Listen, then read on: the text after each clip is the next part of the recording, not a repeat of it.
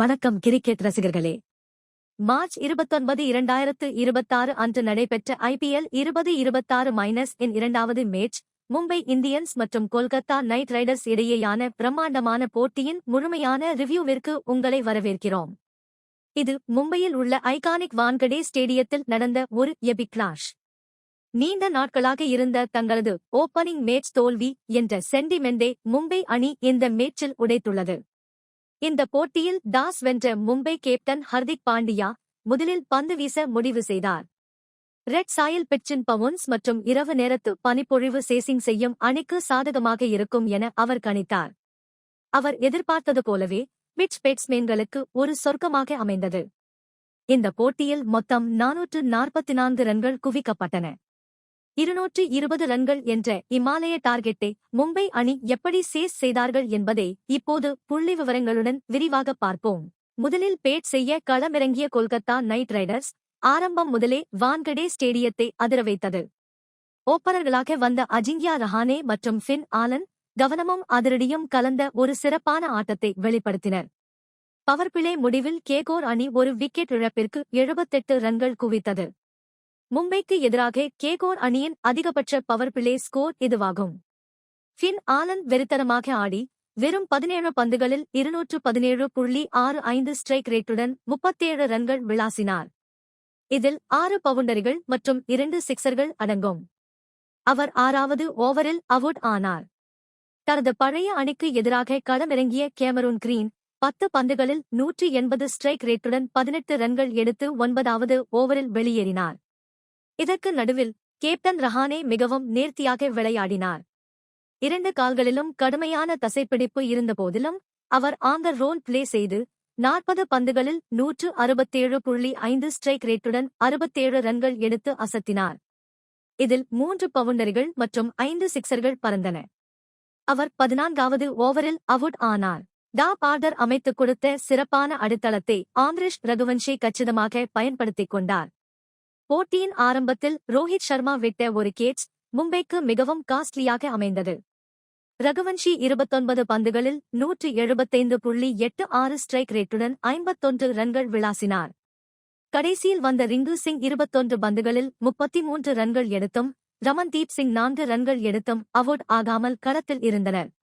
20 ஓவர்கள் முடிவில் கொல்கத்தா அணி 4 விக்கெட் இழப்பிற்கு 220 ரன்கள் என்ற பிரம்மாண்டமான ஸ்கோரை பதிவு செய்தது. மும்பை இந்தியன்ஸ் அணியின் பவுலிங்கை பொறுத்தவரை எக்கானமி ரேட் அதிகமாக இருந்தாலும் ஒரு அற்புதமான டெபியூ பெர்ஃபார்மன்ஸ் இருந்தது. ஷர்துல் தாக்கூர் இந்த போட்டியில் ஹீரோவாக மாறினார். 4 ஓவர்களில் 39 ரன்கள் விட்டுக் கொடுத்து 3 விக்கெட்டுகளை வீழ்த்தி பிளேயர் ஆஃப் தி மேட்ச் விருதை வென்றார். ஹர்திக் பாண்டியா 3 ஓவர்களில் 39 ரன்களுக்கு 1 விக்கெட் எடுத்தார். மற்ற பவுலர்கள் அனைவரும் கேகோர் பேட்ஸ்மேன்களிடம் சரமாரியாக அடி வாங்கினார்கள். ட்ரெண்ட் போல் 38 ரன்களும் ஜஸ்பிரித் பும்ரா 35 ரன்களும் விட்டுக் கொடுத்து விக்கெட் எதுவும் எடுக்கவில்லை. AM கசன்ஃபர் 51 ரன்களும் மயங்க் மார்கண்டே தனது ஒரு ஓவரில் 16 ரன்களும் விட்டுக் கொடுத்தனர். 221 ரன்கள் என்ற டார்கெட்டை சேஸ் செய்வது சாதாரண விஷயமல்ல, ஆனால் மும்பை ஓப்பனர்கள் அதை மிகவும் எளிதாக்கினார்கள். ரோஹித் சர்மா மற்றும் ரியான் ரிக்கெல்டன் ஒரு அதிரடியான தொடக்கத்தை கொடுத்தனர். குயின்டன் டீகாக்கிற்கு பதிலாக களமிறக்கப்பட்ட ரியான் ரிக்கெல்டன் தன் தேர்வை நியாயப்படுத்தினார். திலக் வர்மாவுடன் ஒரு ரன்அவுட் மிஸ்அண்டர்ஸ்டாண்டிங் இருந்தாலும் அவர் 43 பந்துகளில் 188.37 ஸ்ட்ரைக் ரேட்டுடன் 81 ரன்கள் விளாசினார். இதில் 8 பிரமாண்டமான சிக்சர்கள் மற்றும் 4 பவுண்டரிகள் அடங்கும். மறுமுனையில் ரோஹித் சர்மா வான்கடே ரசிகர்களுக்கு தனது விண்டேஜ் ஆட்டத்தை விருந்தாக்கினார். கேகோர் பந்துவீச்சை துவம்சம் செய்த அவர் வெறும் 38 பந்துகளில் 78 ரன்கள் குவித்தார். 205.26 ஸ்ட்ரைக் ரேட்டுடன் ஆடிய ரோஹித் 6 சிக்சர்கள் மற்றும் 6 பவுண்டரிகளை விளாசி 12வது ஓவரில் வைபவ் அரோரா பந்துவீச்சில் அவுட் ஆனார். இந்த பிரம்மாண்டமான ஓப்பனிங் பார்ட்னர்ஷிப் சேசிங்கிற்கான வலுவான அடித்தளத்தை அமைத்தது. ரோஹித் அவுட் ஆன பிறகு வந்த சூரியகுமார் யாதவ் 8 பந்துகளில் 16 ரன்கள் எடுத்து ஆட்டமிழந்தார். செஞ்சுரி அடிக்கும் வாய்ப்பை இழந்த ரியான் ரிக்கெல்டன் 16வது ஓவரில் அனுகுல் ராய் மூலம் ரன் அவுட் செய்யப்பட்டார். திலக் வர்மா 14 பந்துகளில் 20 ரன்கள் எடுத்து சுனில் நரேன் பந்துவீச்சில் வெளியேறினார்.